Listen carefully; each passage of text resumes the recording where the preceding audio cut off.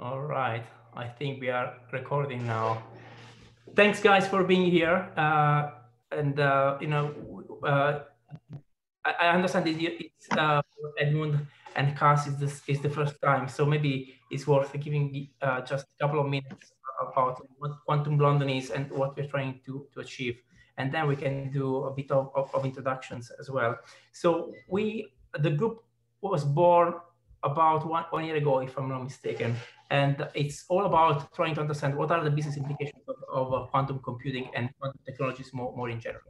So there is plenty of great groups out there looking at the technicalities of it, but we want to understand what it will mean for our businesses and what are the most relevant use cases. And we know this is going to change things dramatically in certain areas, but we don't know exactly what those are, and we're trying to figure it out together. So this is very much a community, and what we try to do is, because we don't have all the answers, and most of us are not technical people, we try to bring in experts. So what we do is normally we have a couple events every month, and we have one where we have an expert in the field talking, and then we have a debrief a couple of weeks later when we rediscuss the insight we have been given, and as well as questions which come from around the table, and we try to build a knowledge together. I think we also have Christian, who has joined us. Christian is a friend of Quantum London. But I don't know, Edwin, maybe you want to give us a couple of minutes about yourself. We can go around the room and everyone can give 30 seconds what you do, why you're here, what it's your expertise, and what you're trying to get from Quantum London. Sure. Yeah. So, hi, I'm Edmund Owen. I'm a senior physicist at Cambridge Consultants. So we're an innovation consultancy. So providing engineering services and similar technical consultancy across a range of sectors. So originally, I did my PhD in quantum information processing, so sort of simulating and modeling quantum systems for computation. I then moved through a couple of postdocs, which were similarly sort of oriented, never really going into sort of the algorithmic stuff, more looking at the quantum systems from a sort of quantum mechanical perspective. And then I left academia 2 years ago now and started consultancy. I work in the medical technologies division of our company, but we do many different things outside of that. So one of the interesting things that I found was that there's been a groundswell of interest in quantum technology from the new hires, which doesn't really surprise with all of the hubs and stuff sort of generating great scientists. They end up coming to companies like ours, and they're still interested in this and want to develop it further. So we've started to develop a sort of quantum initiative within the company, working out where our traditional engineering skills can fit into that picture, and where our clients' needs can fit into where quantum technologies and quantum computing, for example, can fit into their needs.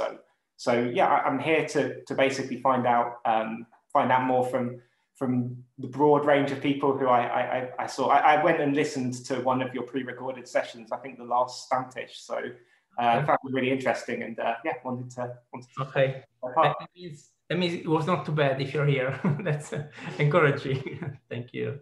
So you said you work for which company? I didn't get the name. Cambridge Consultants. Mm-hmm. Okay. So we're a large company. So we've got 800 people around the world. So we've got offices in Cambridge, but also in Boston in the US. We've got a couple of sites on the West Coast, so in Seattle and San Francisco, and an office in Singapore. So we serve sort of multiple different sectors, including wireless, medical technologies, various energy and energy industrial consumer markets. So very, very broad set of skills, but yeah.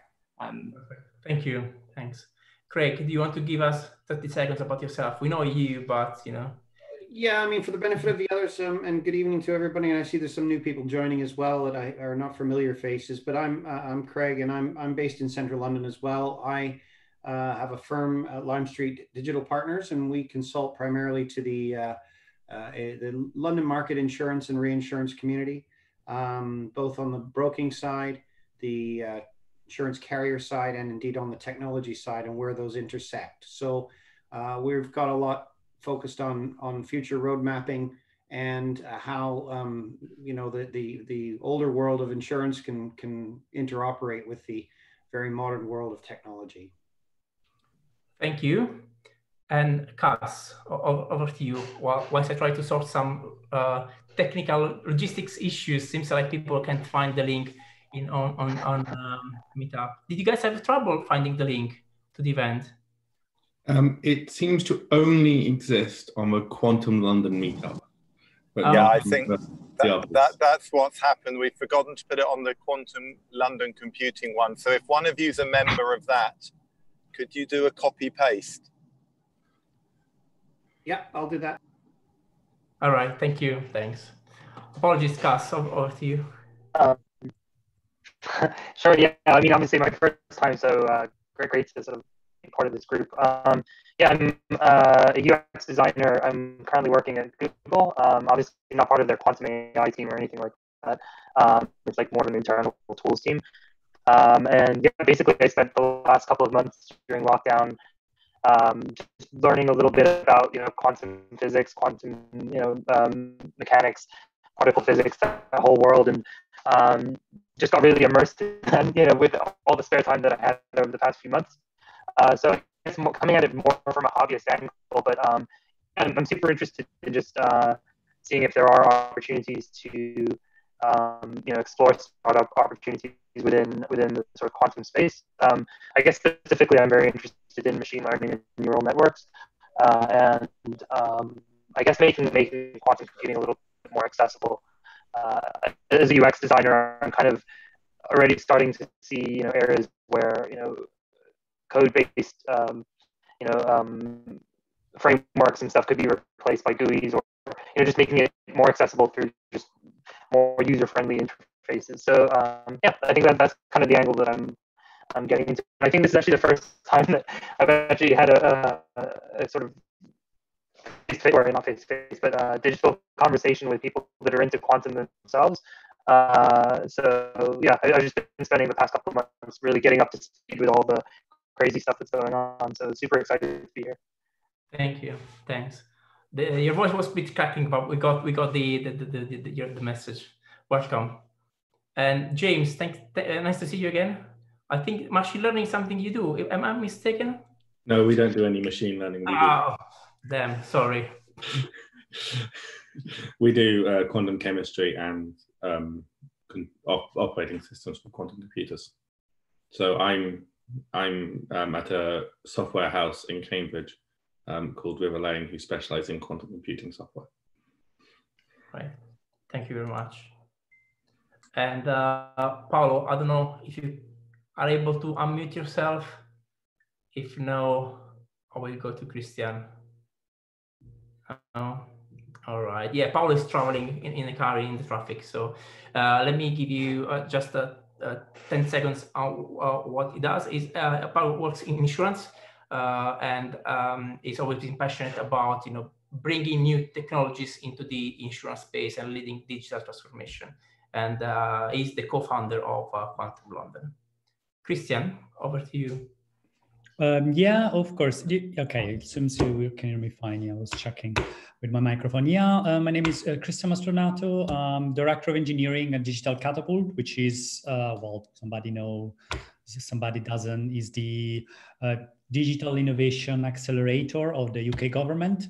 Let's say, sharing something in, let's say, in common with Edmund. I do have a PhD, sort of foundation of quantum information in my case, but let's say I'm talking in my case of ages ago. But it's enough for me that, let's say, I always follow the quantum sort of computing thing and as a sort of external follower. And over the last couple of years, it seems the situation is sort of ramping up. So I've started within Digital Catapult a new thread around building sort of a quantum computing accelerator of sort here in UK, TBD. So we are at the very first steps, and we're having different conversation with the National Quantum Computing Center and the Quantum Technology Innovation Center and a bunch of other things, let's say, going on here in UK. And to be fair, I'm still trying to figure out everything that's going on here in UK. Thank you. I think that's very topical for today. We are trying to understand a bit more about the UK ecosystem. So hopefully we'll have a nice discussion around those topics. I have next John. Nice to see you. Hello guys, how you doing? John Gostomski. I have a company, small company at this point, called Tandoor Data. I do data analytics, and I like quantum. About 25 years ago, the more I get back into this, you know, you figure that life was, whatever you see, something else is happening around it. So it's kind of interesting getting into a technology that, like in the early days of classical computing, you know, has a lot of possibilities. We'll see where it goes. Brilliant, thank you. And next one I have Andre. Or Andrzej. Andrzej, probably that's me, yeah? Hi.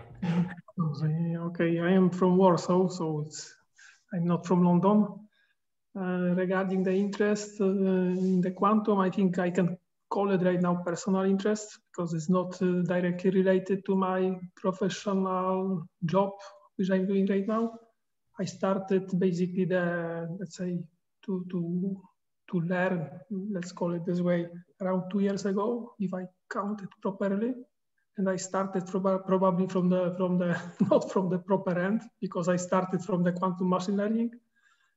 And now I'm going probably to more to the basis, yes. But so anyway, I consider this quite interesting, because it's so different from let's say, from the standard computer science.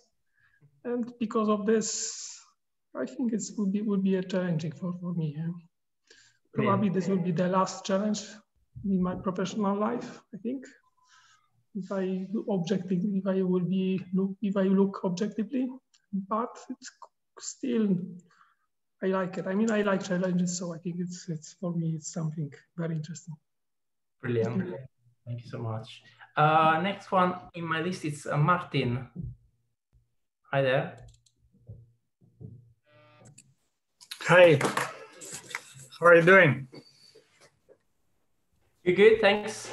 You want to give us 30 seconds about yourself, what you do, and why you're here? Well, I'm one of the co-founders of Quantum South. We work with optimization for cargo and logistics. So we are one of the ones who participated in the Airbus Quantum Challenge. So we have been lucky to be one of the finalists. And from there, we decided to continue, and we are creating software to optimize how to load containers in airplanes. We extended it to maritime cargo. And also we got excited with the nature of the equations, and we are exploring how to reuse it in financial services. So we are a spin-off of the University of Montevideo in Uruguay. We have participated in an acceleration program this year in IoT Tribe in London and Spain. And that's what we are doing. We're testing our software, what we are developing in several platforms. We started with IBM, we are doing with D-Wave, and excited to run it with you. Perfect, thank you, thanks. I see a few other people have joined. May I ask if there's someone in the quantum computing group? If you could post the link there. Looks like it's not possible to add the link for an event which is in the past. That would be. I've already put a post up. Thanks. There now. Perfect, thanks. Very quickly, just finish off with introductions. I think I have Tim next. Just 10 seconds. Who you are and what brings you here? No, let's move then to Shane. Very briefly, who you are and what brings you here, Shane? Hi there, can you hear me? Yeah, nice to see you again. Okay, great. Yeah, so this is, I think, the second or third time I've joined these. So my name is Shane Rigby. I work for Zapata Computing. I've worked as a consultant for them since January. Prior to that, 2 years at Atos in charge of their quantum learning machine. So I've got about 3 years experience in this business right now. And what is interesting at Zapata is that we've got a really solid end-to-end framework for applications development. So already we've got a number of customers, which I can't announce, but we will do shortly, that have developed, especially in logistics, optimization, chemistry, really solid applications for quantum for their business. And that runs across a number of platforms such as IonQ, Rigetti, IBM, and so on. So we're probably one of the top leaders in terms of software development technology right now, that customers, especially universities, are using us in conjunction with PhD programs. So lots of activity in the business sense right now. And in fact, we've seen it accelerate in the last few months, especially in chemistry and also machine learning. So that's one we didn't think would happen very quickly, but it absolutely is. And we announced our platform about 2 weeks ago. It's now open for any customer to use it to get time on our machine free of charge for evaluation. And then obviously, as they professionally develop technology, work with us with professional services to really fine tune that. So we're seeing a heck of an increase, to be honest, in use case development. Thank you very much. Thank you. In the interest of time, I suggest we move on and we get into the conversation. And welcome to all the others who have joined in the meantime. And so today really is on the back of a recent session we had with Sergio Gago, who was the founding member of Quantum World Association based in Barcelona. We had that conversation with him a couple of weeks ago, and he told us some few interesting things around how you create an ecosystem, which is what we like to look a bit more in detail tonight. So I think the first question we have for this virtual room is, do we think that the UK is well positioned to be a leading quantum computing ecosystem? And the way it works is if raise your hand if you want to comment on it, and I will help moving around the room. And I know maybe as a starter, I don't know, don't want to put too much on the spotlight, but Christian, I think this topic is very close to what you're doing. I don't know, what's your take on this one? Is it the UK well positioned to be a leading quantum computing ecosystem? Okay, it's a very complicated answer. Let's say, it's a relevant question. It's a complicated answer, at least from my side, what we're finding out. So I think the shortest way to say is yes and no, in the sense that from a knowledge point of view is definitely one of the country best positions in the world. But as it's sort of a typical scenario, to be fair, in UK, there is a lot of IP going out of universities, but that IP is usually collected and leveraged by foreign countries. So of course you can see the best, let's say, the largest investments in UK startups have been from non-UK, let's say, funds. And I think the best example is PsyQuantum, which is a spin out of the University of Bristol, and it received $500 million of funding, but when they moved to Silicon Valley. So they still have strong link to UK, but they're based in Silicon Valley now. Just as an example, okay, is the largest example as amount of funding they received, but it's a scenario that it happens already in a few areas. So in that sense, there is the feeling is on the hardware side there is a lot of going on in UK, but it seems the race is going to be won somewhere else, and whatever will come out on the other side of UK probably will get acquired again and moved to some other countries. It's probability, of course, is likelihood. It might not happen, let's say, hopefully for UK. There is more movement on the software side, let's say, in the sense that there it might be, and we heard a lot already here talking about quantum algorithms and that sort of things. On that side, it might be easier for UK as a country to create new knowledge and retain it in some shape and form. And there are a lot of startups doing a lot of interesting things. And to be fair, it's also the main area of interest, for example, that I'm personally, which I believe a lot of, let's say, more attention should also be, let's say, pushed from the UK government, because so far, to be fair, most of the funding went to hardware development rather than software on the quantum side, for what we can see. Situation is changing though, because probably many heard, for example, that the UK government through the, let's say, through the National Quantum Technology Program, they recently funded the creation of the building, of a quantum computer for commercial usage by Rigby, which is a which is an American company, an American startup.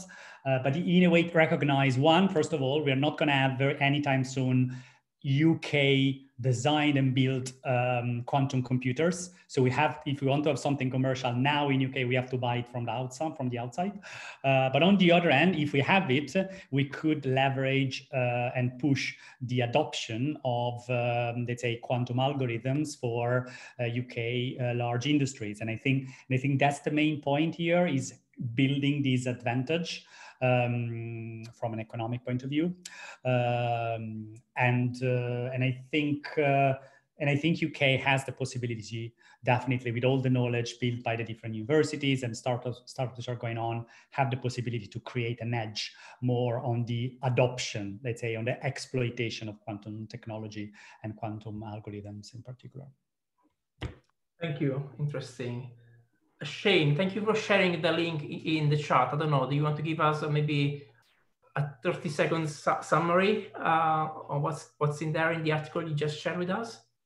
I haven't read it completely yet. I glanced at it at bedtime reading for tonight, but it clearly shows the huge investment that the UK is putting into this. If you look at the section called Bird's Eye View, kind of shows that, you know, the level of startup, the funding, the number of applications and so on within the UK is really exceeding what's happening in the rest of Europe. So the view from our head office in Boston, Massachusetts, is that, you know, the UK really is the place to invest right now in Europe when it comes to quantum applications and developments. But if you've got 5 minutes, 10 minutes, coffee break, it's an interesting read. Thank you. Thanks. Especially if you scroll to the Bird's Eye View section, which you could actually put up on the screen, and it will actually show the tremendous opportunity we have in the UK. Yeah, I'm trying to share my screen. Here we are. Here it is. Yeah. No, yep, thank you. Scroll down. I think the question there might be, what are we comparing it against? Within the EU, I completely agree. But if you think of all of the computers which are going on the cloud at the moment, that's IBM, Google, Rigetti, Xanadu. So I think the hardware which is available now is mostly based in the Americas. Yeah, I think that's the main. That's a fair point, I think. But when it comes to very creative frameworks, applications, tool sets, and so on, it's not the big guys that have masses of hardware and technology that actually have the best tools. Thank you. James, you wanted to add something there? It's also worth noting that so the US is a sort of special case and quite different from nearly every other country.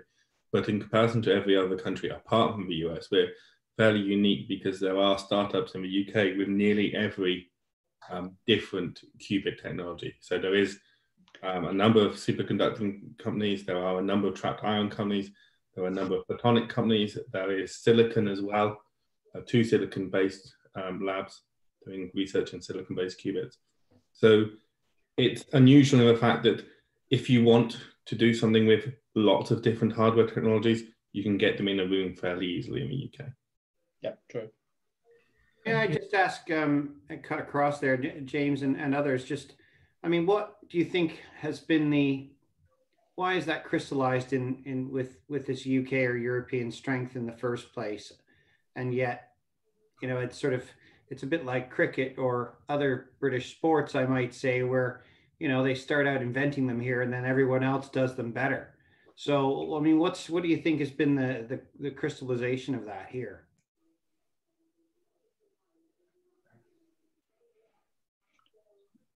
So I would say that, you know, the government here, especially through the Industrial Services Challenge Fund and the NQCC, has actually made quite a lot of funding available to companies to partake in development. So in other words, government funding has been pretty good.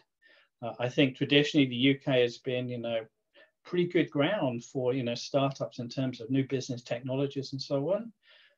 I don't think there's anything other than that that's actually magic about this. It's just, you know, sheer capability. I think I completely agree. I think we also have. I guess I wonder.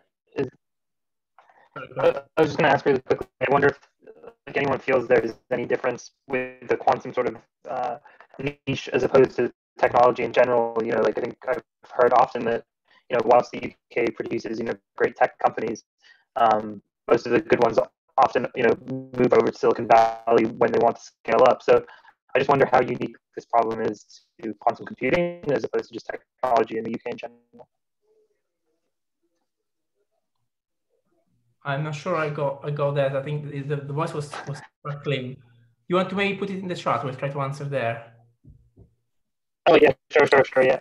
What I heard how I heard the question and I think it's a spot on question is, yeah, this is something that we've seen in many other technologies over the last few decades. Do we think that it's so therefore, you know, do we think it's unique to quantum computing, or is it just a trend that, you know, we're excellent at, you know, we have world leading research universities, we have you know, pretty good government funding of early stage ideas, and then we have an absolutely appalling track record of investing in those companies at the point that gives them the opportunity to scale up in the UK. And I mean, I think that plays completely to the ecosystem point, and it's going to be interesting getting thoughts here, and, you know, including from people like Christian, who sort of take a bit of a government view. And I think Paul's joined now and has some thoughts on, you know, whether are we just shooting ourselves in the foot if we establish really fantastic early stage research ideas but can't turn in any of them into companies that then want to stay in the UK because it's too lucrative to go elsewhere. Yeah, Paul, I don't know. Do you want to have a go, Paul? Because I may have missed if you've introduced yourself. Yeah. Hi, everybody. Yeah, so I spend all my time, I suppose, with tech startups, mainly in data-driven health specifically, and technologies like that. And I would say, in general, actually, things are getting better all the time. I mean, slowly. You know, so I think if you took the first wave of the internet, consumer internet, we were way behind Silicon Valley. I mean, it literally, they were producing startups and we were producing PowerPoint decks, if you go back sort of 15, 20 years. Whereas I think this deep tech wave, we're there or thereabouts. You know, talking to my cohort of data-driven health startups today, doing pretty advanced stuff, and they're all getting funded. And they're getting funded in the UK.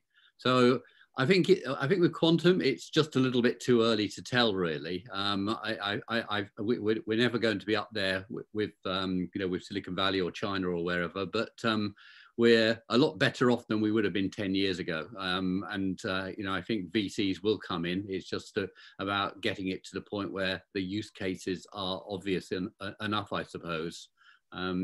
Yeah, so a lot better than it was, I would say. Thank you. Does anyone else have any other thoughts to share on this question about the UK? I mean, maybe not only from the perspective of the UK, but generally, one other factor to consider beside the financing is maybe the number of patents. Have seen the number of the, let's say, the report of the, let's say, the patents granted per countries. From this perspective, maybe this can be analyzed, yes, because in the end of the day, not all fundings are known, yes. Yeah. Paul, I was wondering, you mentioned there are a lot of startups being funded. Can you give us maybe a sense on what are those winning investments? What kind of industries they're in? maybe what kind of use case they're trying to resolve? Well, I guess what a lot of people are interested in at the moment is artificial intelligence and machine learning and those technologies, because I think they're the kind of first deep tech to kind of really identify strong use cases. I mean, when I started looking at deep tech a few years ago myself, it was really AR, VR, distributed ledger, machine learning. I think it was machine learning that really first started to get hold. And then you started to get, in my field, you started to get an issue that whether, if you take a data-driven health startup, which is a huge use case, by the way, I mean, it's probably the biggest use case of AI going. You've got the problem, it doesn't quite fit in traditional tech because they don't understand life sciences. But it doesn't fit in biotech either, because the biotech people don't really understand data science and so on and so on. So I think it takes time, and where we are with that is that we've started to bring in the biotech VCs to get interested in data-driven health, and we started to bring in the tech VCs to come in. So I think there's always work to be done. It'll be a slightly different scenario with quantum, but it will still be a question of which VCs do you start to hook into the ecosystem that will take an interest in it, and at what stage will they start to get interested? Because, you know, they probably are, they are a bit like sheep. I mean, once one of them has started getting interested, a whole bunch of them will follow, right? Thank you. Any other thoughts? And for the new joiners, we are discussing about is it the UK well positioned to be a leading quantum computing ecosystems? And welcome to the guys who have connected in the last couple of minutes. Any other thoughts on this one? All right, and thanks, Andre, for sharing the link. So let's move on to the next question then. And Paolo, I'm gonna need your help here. The question is, what are the pros and cons of different focus areas? A UK-wide ecosystem, the Golden Triangle, or London-centric? Yeah, the question's not entirely clear, so let me try verbally, and then I'd like people just to dive in. I think that we talk about what is the value of an ecosystem, and I think people will generally say, well, you know, it's the ability of different companies in the value chain to engage with each other. It's allowing VCs to know that they can engage with an ecosystem rather than having to go and find companies individually. It's the value of people switching from one employer to another one relatively easily. And the question is, does an ecosystem need to happen in one town or one city in one place, or can it be a virtual ecosystem? And if so, you know, is there a difference between saying, you know, Bristol, Oxford, London is a virtual ecosystem, or if you're saying it's virtual, then why do you need to worry about geography at all, and just say there's one global quantum computing ecosystem? So, you know, I'd love to have people's thoughts, and, you know, I'll share mine in a few minutes when we've heard others, but mine comes from the insurance space where physical proximity is regarded as very important for an ecosystem. I'd like to know from others what they think. I think there's been a big change, you know, pre-COVID, and we're not really post-COVID, but where we are now, in the sense that I think pre-COVID, physical space proximity was very, very important, and really all the examples of clusters had all been geographic. So you never really talked about a country in terms of technology. You always talked about London, Silicon Valley, or you know, or Stockholm, or wherever. But I think we need to think differently now, and I think it's quite useful to think in terms of tech clusters and ecosystems. So for me, a tech cluster has by definition to be have physical proximity, because that's what it is. And I think they're still going to be useful, but I think the ecosystem should cross boundaries of physical proximity. So I've gone from thinking, you know, King's Cross as an ecosystem, which is part of the Golden Triangle ecosystem, to thinking that King's Cross is a tech cluster that's part of a much broader, let's say, quantum ecosystem. And I think that's better because it kind of democratizes the whole thing, basically. And it makes, makes somebody able to participate wherever they are in the world. I would have said the exact opposite, actually. Tech is in the cloud, can be anywhere. People, they need to socialize, they need to get close together. I don't know. Well, we're all zippers now, though. Yeah. True. I mean, maybe that's why you still need tech clusters. I think the ecosystem, to be a true ecosystem, has to be inclusive as possible. So that could have sector orientation or whatever, and those sectors could spread across, let's say, health. You might be wanting to tap into the best expert in MIT in Boston, and not being limited by your own physical tech cluster. But as you say, I think tech clusters still have a really high value of proximity, of placing side by side startups and founders. All right, when you say tech clusters, you mean not technology per se, but clusters of people doing tech. Yeah, I think. Okay, yeah, I'll get this now. Yeah, exactly. There's also. I think about. Go ahead. I was just going to say there's also an interesting sort of funding issue here as well. Is that because a lot of startup funding, research funding, comes from governments, it is driven by clustering around countries and that funding rather than anything else to a certain extent. Mm. Yeah, that's a good point. I think that's absolutely what we've seen. 12 months ago, London was the center of quantum computing. I think now it's diversified, and I think the universities have helped to do that as they've actually got more expertise and more projects going with industry. So I think, the clustering approach is definitely happening. But I still think there's an element of who you know in this business, right? It's still very much a case of, there's a bunch of experts from EPSRC, NQCC, etc., that are kind of driving the whole quantum program here, especially in the UK. And you've got to kind of, keep tabs with those guys to really understand what's happening and where the opportunities are. But I think, the ecosystem is becoming very important because, no companies have all the expertise to glue stuff together themselves. So having an ecosystem with proven technologies that works together is probably the fastest way we're going to see applications come to market. Yeah. Yeah, I think in our last webinar, we also discussed about the importance of linking the business world and the academia and the job market. I think so. The ecosystem is also that, right? Putting some glue around those three elements. Yeah, absolutely. Any other thoughts on this one? Paolo, I know you wanted to say yours.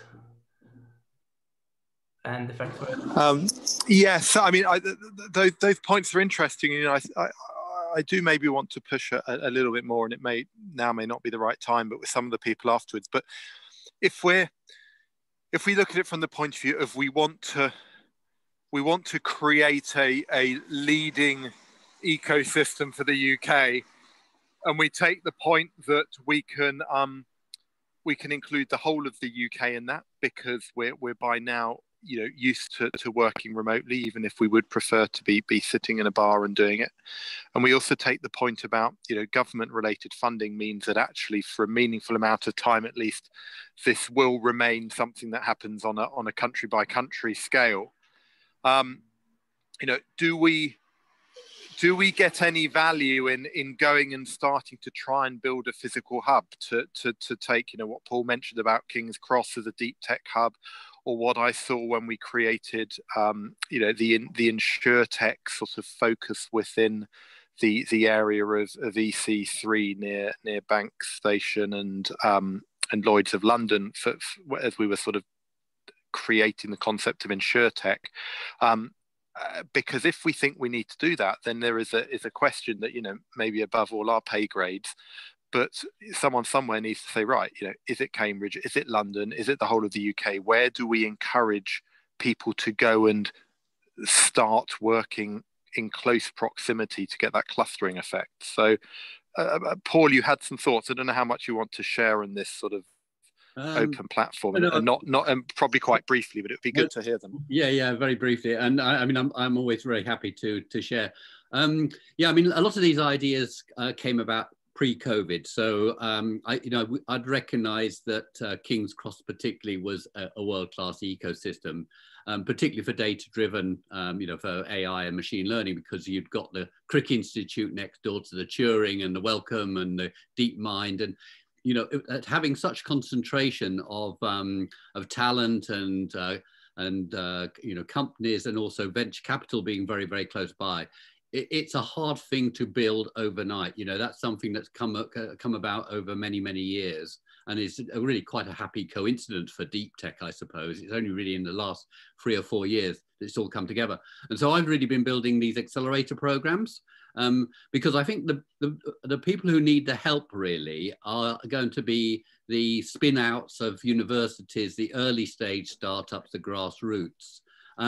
That really probably do need some physical proximity with parts of the ecosystem to support them. I mean, it's just it's classic sort of incubation that needs to go on. And it can, we're experimenting running a program, an accelerator at the moment virtually, and it can be done. But I think startups need all the help they can get. It's a very, very difficult thing to do.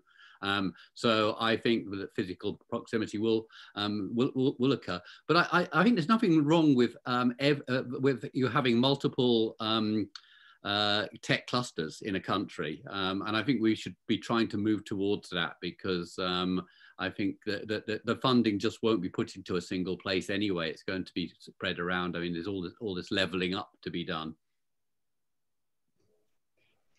Oh, don't you think that Harwell is going to become really important in the next couple of years, as the NQCC builds what's supposed to be the UK's first national quantum computer, plus all the infrastructure and the ecosystem that goes around it? From what you're saying, it should be, but what I know, so I really come from a startup background, and what I know is that startups don't naturally, startup ecosystems don't naturally occur. They need stimulus of some kind. In fact, they just really need one person or some people to go out and bang the drum for whatever area it is, and for a little bit of funding to be put in to attract them, because startups are relatively easy to attract because actually they don't have any money. So basically a small bribe will bring them into your ecosystem. So that means prizes and funding for accelerators and things like that. So yes, I mean, it should be. And anybody who's got the basis of an ecosystem should be banging the drum for them, to support their own ecosystem and getting government support for it and so on. But it won't happen. It won't happen naturally. That's the point I'd like to make. Absolutely. Maybe that's an interesting point to elaborate. What do we think the key elements to have a decent ecosystem in place? $1 million question. Just quickly on Harwell. Harwell does not have a good history of doing this.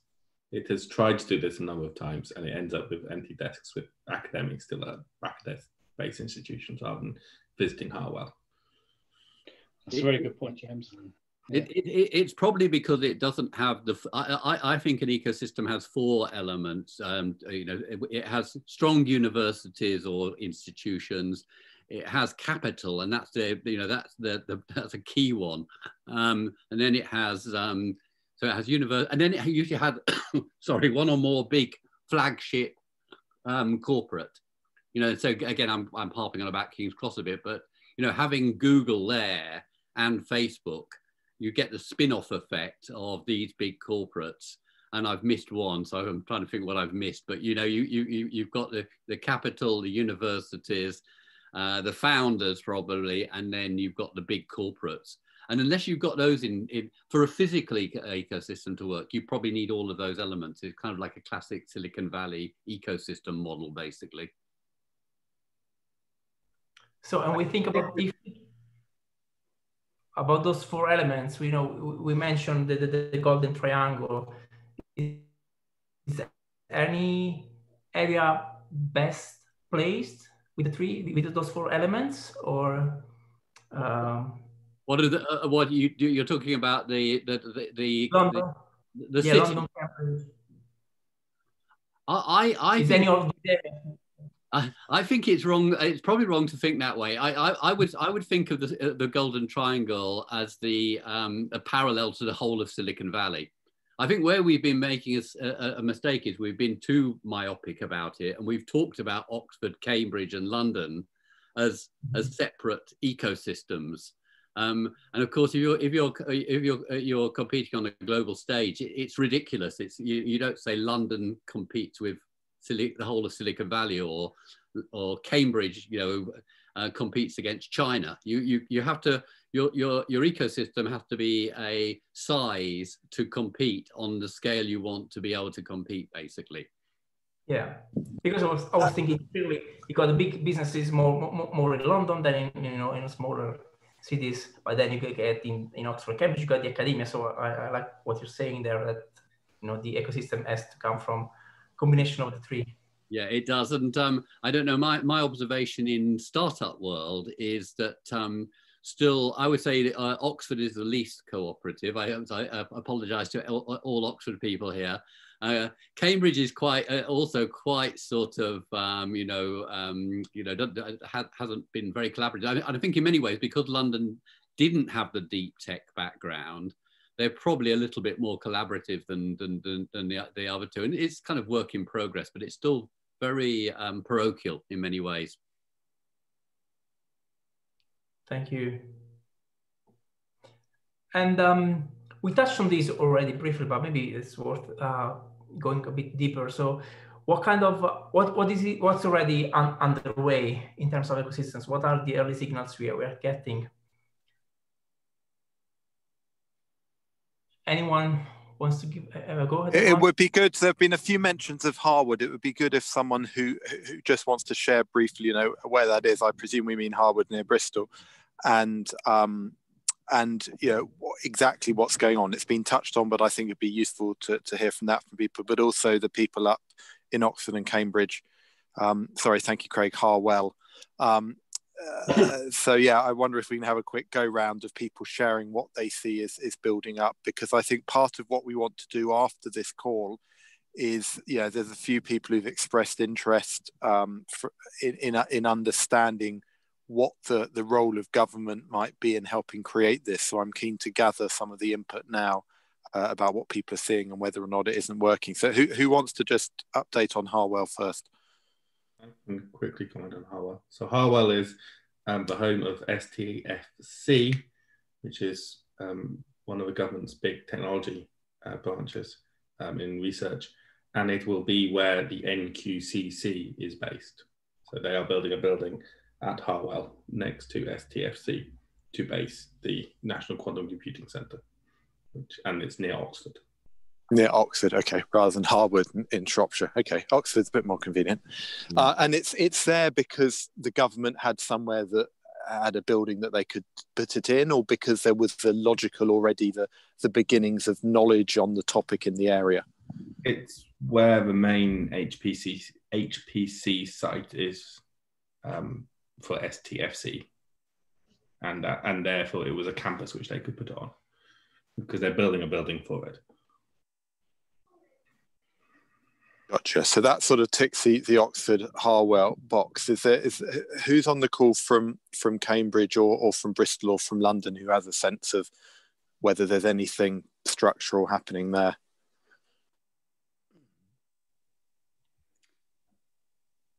I can even, well, I'm based in London, but I'm working a lot with Bristol at the moment, and I can say, as I mentioned, let's say PsyQuantum came out of Bristol, is probably one of the early places that started. The University of Bristol probably is one of the first universities that actually try to commercialize in some shape and form and push for exploitation of quantum technology. And here in UK, and there are, besides PsyQuantum, there are a few others, and they also set up a thing in an institute, which is called Quantum Technology Enterprise Center, for the same reason, which I think now soon is going to be renamed Quantum Technology Innovation Center, or it might be vice versa. They're slightly changing name, but there is this institute which has the sole purpose to accelerate, let's say, quantum technology to build, let's say, it's not an accelerator, let's say, is a typical way. It's very much on the university side, but it's definitely one of the first instances where they try to do that already from a few years. So in that sense, it's going on, and it's a nice experience, to be fair. Great, thanks, Christian. Em, it would be useful if anyone else has comments on the UK, that would obviously be interesting, but it would also be useful for those outside the UK, you know, based on what they've heard over the last few minutes, whether they think it's being done more or less strategically in their own countries.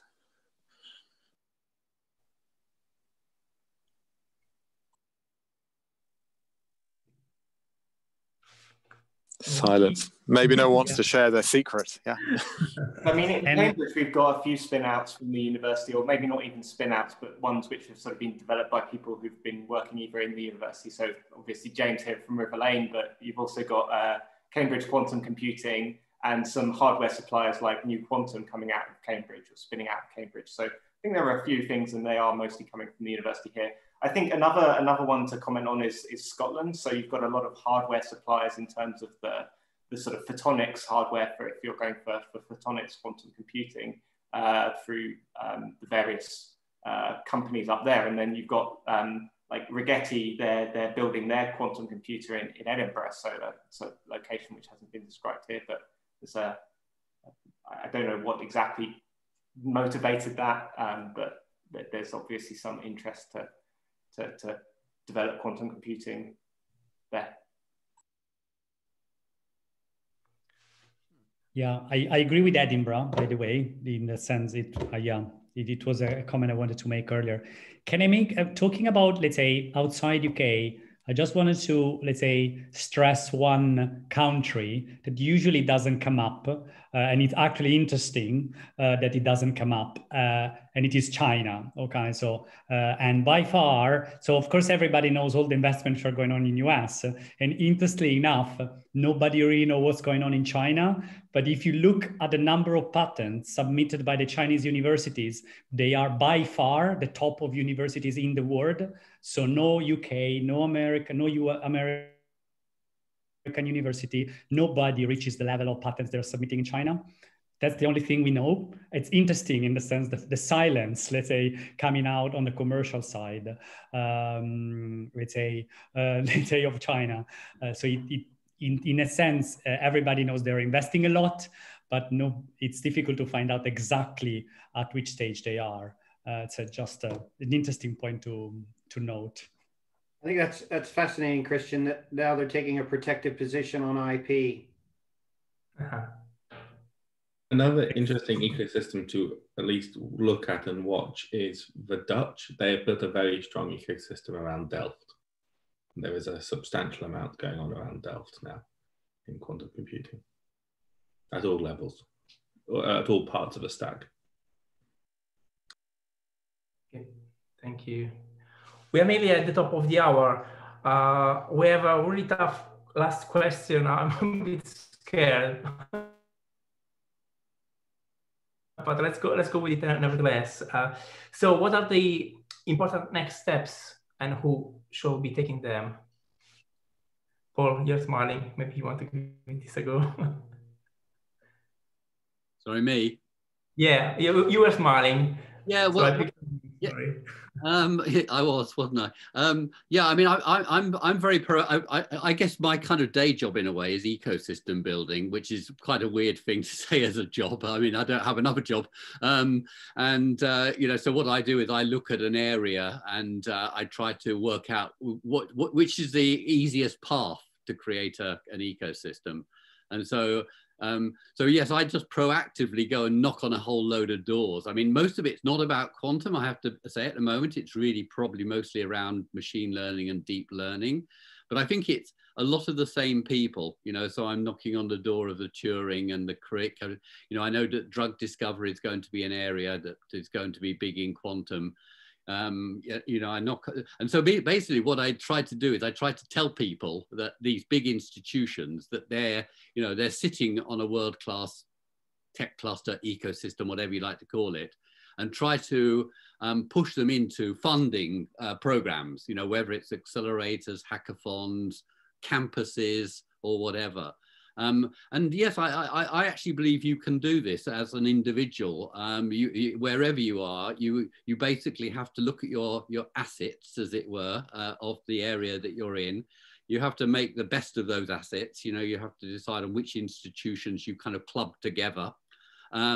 And then I think you have to knock on some doors to get some money. And, you know, the money for these kind of projects is very similar in quantum, I think, as it is in AI.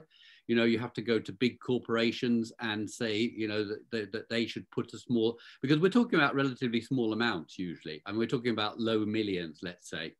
And government and bodies. And you just basically have to bring together a bunch of people with a strong enough story and try to get funding. And I always do it around startups, because the good thing about telling a story like this around startups is they're very non-threatening, you know, so, and everybody wants to help startups. So, you know, if Christian's here, isn't he, from Digital Catapult, you know, if I go to Christian and say, let's help startups in quantum, there's nothing political about that.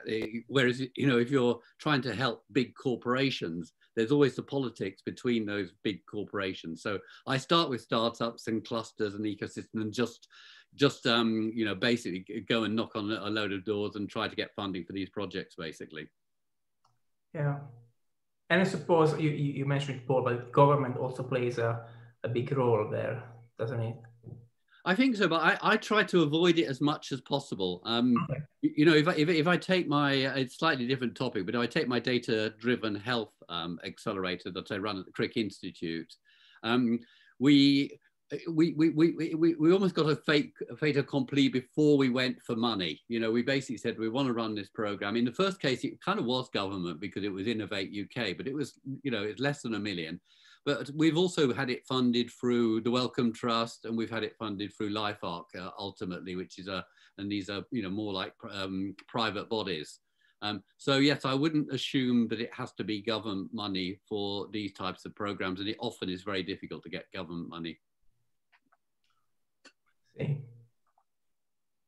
And I like your point of, you know, working with startups. It's a more friendly working with them. I think also, if you know, there is also risks, but also, you know, great rewards if you pick, you know, the right ones. And interestingly, they become the catalyst for the other people to start talking to each other. So what we found with our accelerator program is that people who would never have normally talked to each other, like let's say DeepMind and the Crick Institute, or DeepMind and the Turing, or whatever, they find this sort of a non-political area to get involved with each other around the support of startups, which would be impossible to try to do if you just said to DeepMind, go and talk to the Crick Institute. It just, you know, it would be a much more difficult and political discussion to have. So I think startups kind of act as the kind of glue or the catalyst, you know, to get other people talking. Yeah. Paolo, I see you have raised your hand. Yeah. Is there anything you want to? Yeah, so I wanted just to throw in a specific next step I'm taking, both to see if there's anyone interested in joining in and also to encourage others. So it's essentially, you know, the Corporation of London issued a paper the other day that they did with Oliver Wyman and Arup, talking about the city of the future. Now, I suspect that work had been planned for a while, but clearly the spin on it as a result of COVID and the move to work from home, etc., will have changed its focus. You know, the Corporation of London is therefore trying to work out what it wants to be, what it wants the city to be. I'm going to speak to one of the councillors at some point over the next week. We agreed to talk after this call, so I'd share some of the insight, but talk about what the city might have to offer to the quantum ecosystem and vice versa. Now, my sense is the answer there is, you know, not hardware, etc. You're not going to start building quantum computers in a basement on Bishopsgate or anything, but if we're saying that, you know, we want to focus on the software and the application, then presumably the application and financial services sector, you know, up there along with life sciences and a couple of other areas as one of the most live, interesting topics. And so I think we're going to talk about how we could attract those startups who are thinking about applications within financial services into the city. So that's a specific action I'm going to take. If anyone wants to join those conversations, do drop me a message on LinkedIn. And if anyone is focused in other geographies or other sectors, such as life science, whatever it might be, who's sort of desperately keen to go and have some of the conversations we've been touching on, but maybe feels that they don't quite know how to start on their own, then, you know, I'm more than happy to talk. Clearly, Paul's got a whole load of expertise on this based on what he's saying. So, yeah, if there's anyone on this call saying, look, I'd love to do a bit more, but I've no idea how I reach out, then, you know, pull on us as your community to work with you. Thank you. Very much so. I mean, anybody who's doing a startup and wants some advice, then, you know, please do make contact. I look at a lot of startup decks all the time, and I'm really interested in helping. I can probably advise on different accelerators that might be suitable and that kind of stuff. Brilliant, thank you. I think that nicely wraps it up. We are, you know, just a few minutes over. So I just want to remind everyone, we have a new event coming up on the 11th of November, and it will be with Andy Stamford-Clark, is the IBM CTO for UK and Ireland. Should be an interesting one. And also it won't be recorded, so either you're there or you might miss the opportunity. That should be interesting. Hope to see many of you there. And Paolo, any final thoughts you want to share?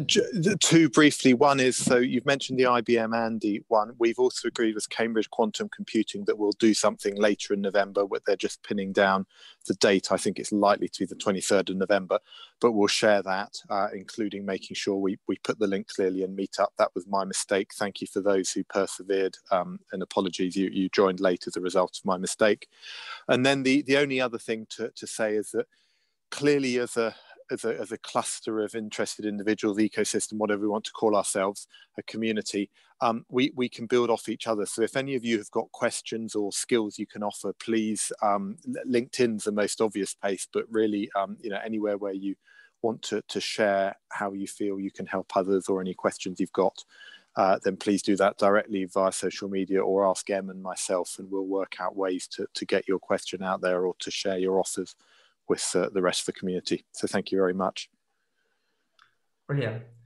I think that wraps it up. Thank you very much for being here tonight. Great conversation, and we hope to see you again very soon in the next one. Thank you. Thanks, guys. Take care. Thank you. Thank you. Thanks, everyone. Thank you. Thanks all. Thank you.